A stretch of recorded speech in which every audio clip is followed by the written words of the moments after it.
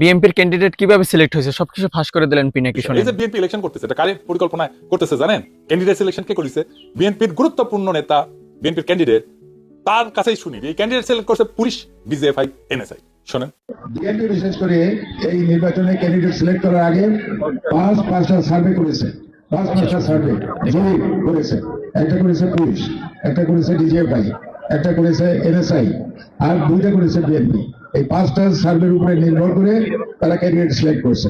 শুনেছেন? তার মানে এই বিএনপির জন্য রাষ্ট্রীয় গোয়েন্দা সংস্থা জরিপ করে ক্যান্ডিডেট সিলেক্ট করে দিচ্ছে। তাহলে এটা বিএনপির ক্যান্ডিডেট, তারেক রহমান ক্যান্ডিডেট নাকি ডিজিএফআই আর এনএসআই এর ক্যান্ডিডেট? মানে বুঝতে পারতেছেন তো, হাসিনাও এইভাবে ক্যান্ডিডেট সিলেক্ট করতো, ডিজিএফআই, এনএসআই আর পুলিশ দিয়া।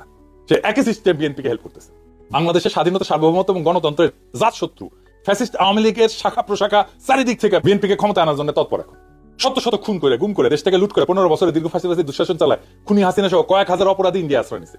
সেখানে হিন্দুত্ববাদী নরেন্দ্র মোদী সরকার ঘৃণিত এই ক্রিমিনালদের আতিথ্যতা দিচ্ছে। এদের সবাইকে দেশে ফিরে এনে বিচারের কাঠগড়ায় দাঁড় করাইতে হবে। এটা 12 ফেব্রুয়ারির জাতীয় সংসদ নির্বাচনের প্রধান ইস্যু। এই গণদাবির পক্ষে কে আর এই গণদাবির বিপক্ষে কারা তা যাই না শুই না চিনে মানুষ ভোট দেবে এবার ইনশাআল্লাহ। এর ভিত্তিতেই আসন্ন নির্বাচনে অংশগ্রহণকারী প্রার্থীদের জয় পরাজয় নির্ধারিত হবে।